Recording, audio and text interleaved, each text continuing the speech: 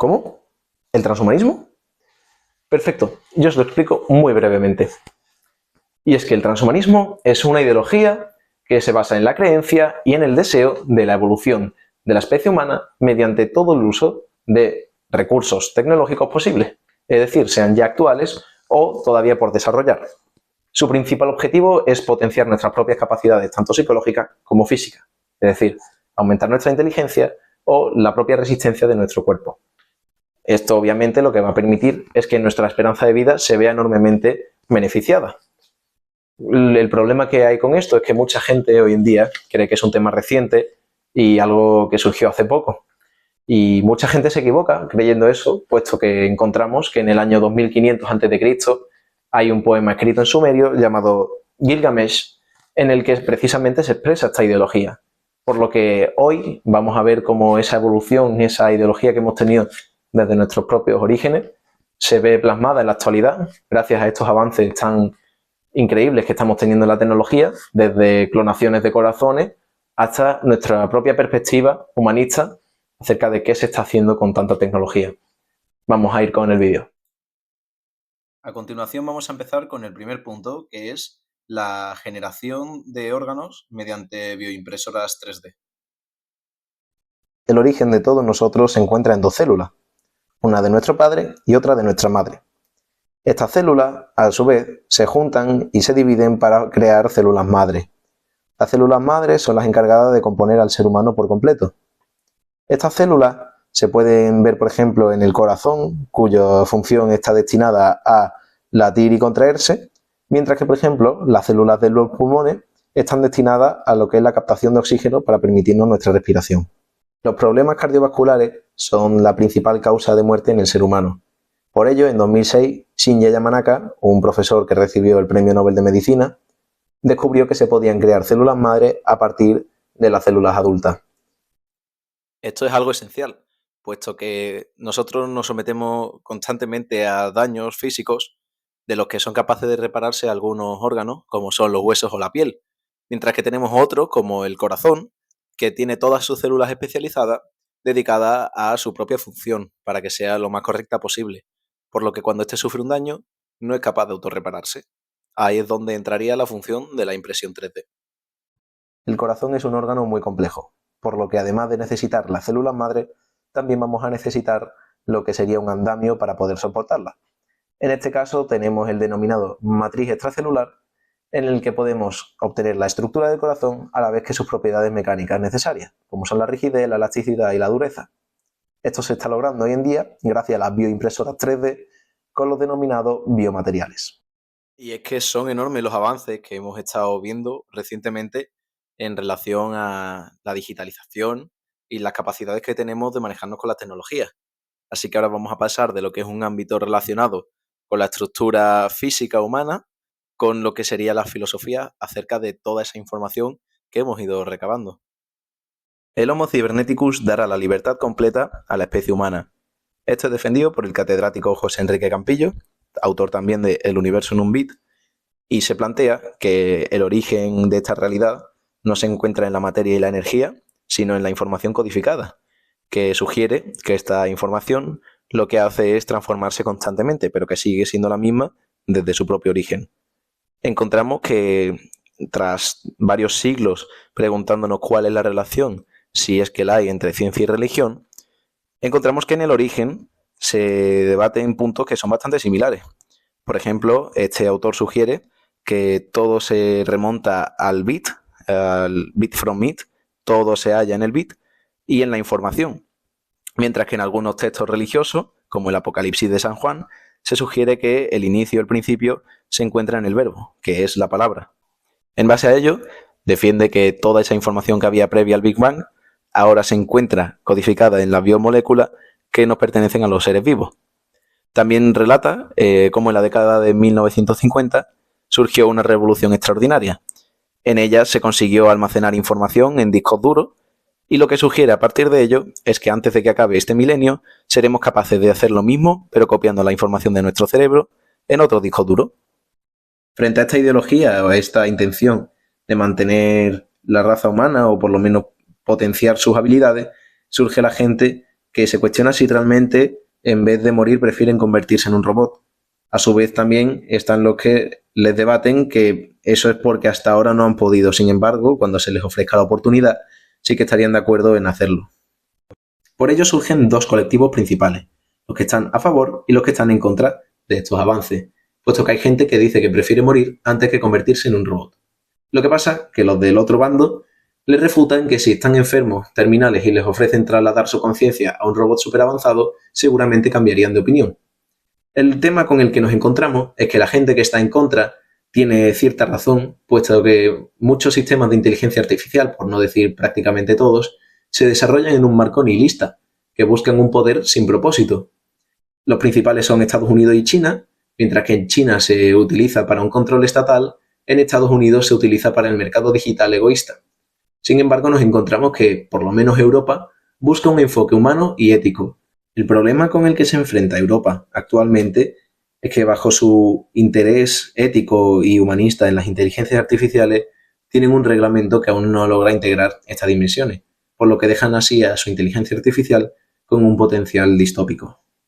Además de tener un enfoque nihilista y un enfoque humanista estas inteligencias artificiales, también encontramos con que poseen sesgos humanos, ya que hemos sido quienes las hemos creado. Ello conlleva que algunas inteligencias artificiales puedan desarrollar algunas actitudes desigualitarias o incluso con prejuicios.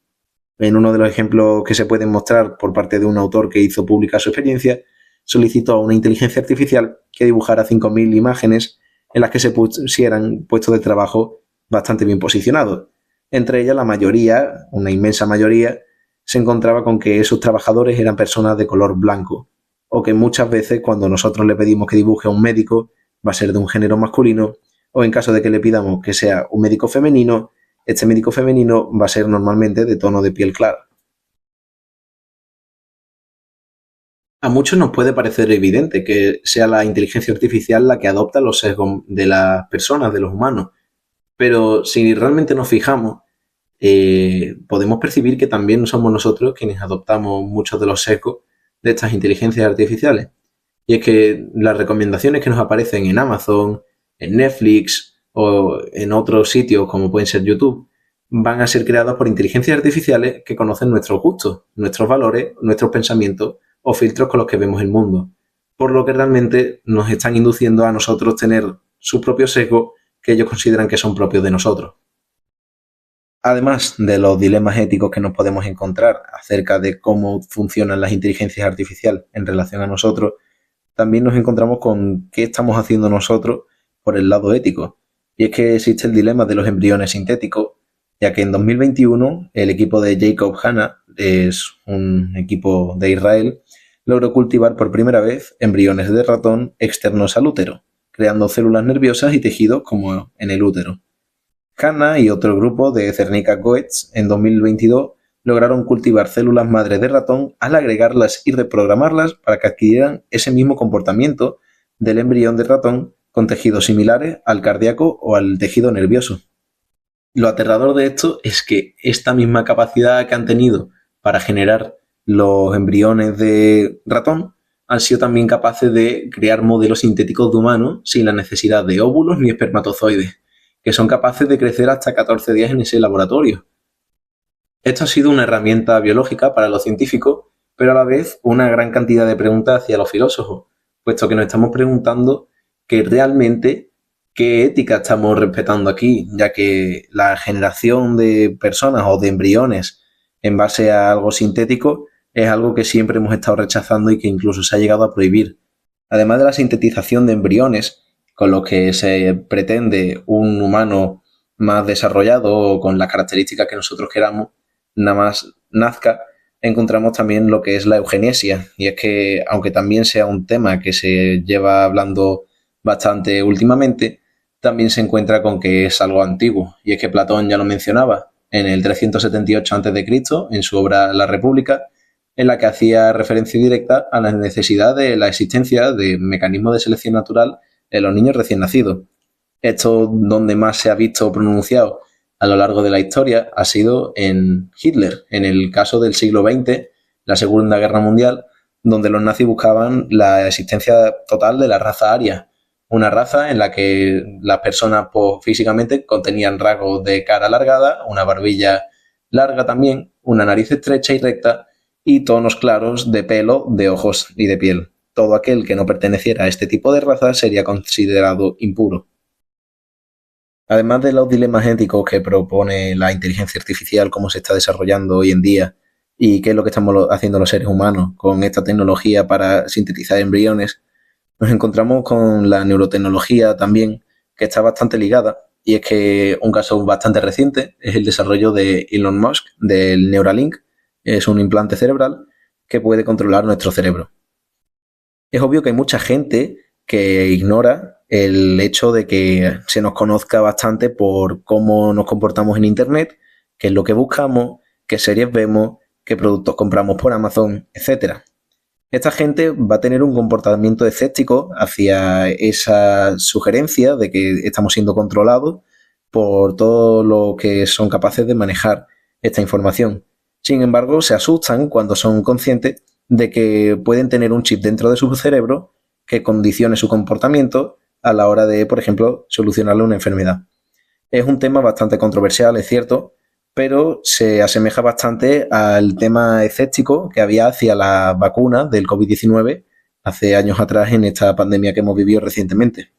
Lo que tenemos que conocer es que tiene que haber un equilibrio, y es que todo grande avance va a tener un reverso siniestro. Por ejemplo, lo podemos comprobar en la energía nuclear. Es una de las energías más limpias que podemos encontrar, pero que puede tener en malas manos unas consecuencias desastrosas. En respuesta a ello, España ha creado una Carta de Derechos Digitales de la Ciudadanía que solicita, encabezando por el español Rafael Yuste, 5 derechos. El primero es la identidad personal, el segundo es el derecho al libre albedrío, el tercero es el derecho a la privacidad mental, el cuarto es el derecho al acceso equitativo de la neurocognición y, por último, el derecho a la protección contra los sesgos de los algoritmos. Este último, que va ligado a los sesgos de los algoritmos, se centra principalmente en impedir desigualdades o prejuicios que haya hacia ciertas minorías o ciertos colectivos según su sexo, su raza o su propia orientación sexual. Regresando al tema de la recién aprobada normativa chilena, es que estos preceptos recién mencionados ya se hacen explícitos en ella, y es que ninguna autoridad o individuo puede, a través de la tecnología, aumentar, disminuir o perturbar la integridad física o psíquica del individuo sin su consentimiento. Estos derechos se han creado como seguridad hacia la gente tanto a favor como escéptica sobre este tema, pero nos encontramos con que también hay bastantes entusiastas, como el estadounidense Neil Harbison, que en 2004 se instaló una antena que le permitía descifrar los colores invisibles al ojo humano, como son los colores infrarrojos, los ultravioletas o los rayos X. Obviamente, la neurotecnología va a ser una herramienta que vamos a tener bastante presente dentro de algunas décadas seguramente, que probablemente consiga corregir o incluso sanar nuestro cuerpo y nuestra mente. Es uno de los más claros casos de transhumanismo que hay, puesto que cuando hablamos de transhumanismo no tenemos que imaginar al ser humano como un cyborg, con mitad de su cuerpo hecho de carne y hueso y la otra mitad de un tipo de metal, y que con ello se tiene que aprender a que vamos a tener que a lo mejor encriptar o asegurar algunas contraseñas que podamos crear dentro de nosotros, al igual que tratamos con nuestro teléfono. Al fin y al cabo va a ser algo que va a estar relacionado con nosotros íntegramente y que vamos a tener que ser responsables nosotros mismos de protegernos frente a posibles amenazas. Como conclusión a este tema, a este vídeo en general, podríamos argumentar que el ser humano es el responsable de hacer estos avances y que si hay algo que vaya contra nuestra ética, nuestra moral en general y no estemos de acuerdo en cuanto a ello, podemos frenarlo siempre y cuando todos nos juntemos a hacer contra a quien sí quiera promoverlo, puesto que aunque muchos estemos en nuestra humilde opinión, hay muchos otros que se centran en simplemente tomar el máximo control posible, por lo que van a hacer lo imposible incluso por tomar el control sobre todos nosotros. Tenemos que tener mucho cuidado sobre ello y ser conscientes de que todo va a ser responsabilidad nuestra. El futuro lo construimos nosotros y somos responsables y dueños cada uno del nuestro propio. Sin embargo, hay veces que podemos contemplar, como es el caso de China, de que no somos 100% dueños de ello, y es que, como he mencionado antes, tienen un sistema de crédito en el que se premia o se castiga al ciudadano simplemente por cómo se comporte dentro de esa ciudad o en ese país. Eso es algo que se debe de evitar completamente porque eso abarca una gran cantidad de dilemas morales que mucha gente rechaza y que no queremos encontrarnos con eso, puesto que nuestra privacidad o nuestro propio libre albedrío se vería enormemente dañado y es algo que es bastante perjudicial, puesto que si el transhumanismo se basa en la evolución y el progreso de la especie humana, lo que tenemos que hacer es potenciarlo todo y no cederle el total poder a un pequeño colectivo de personas que simplemente quiera dominar al resto del mundo. Hasta aquí una visión general de lo que es el transhumanismo hoy, de lo que fue ayer y de lo que nos vamos a encontrar seguramente en las próximas décadas, incluso siglos, o en lo que queda de milenio, puesto que acabamos de empezarlo y los avances que hemos sufrido ya son bastante grandes. Así que esta es la visión general. Muchas gracias. Hasta luego. Adiós.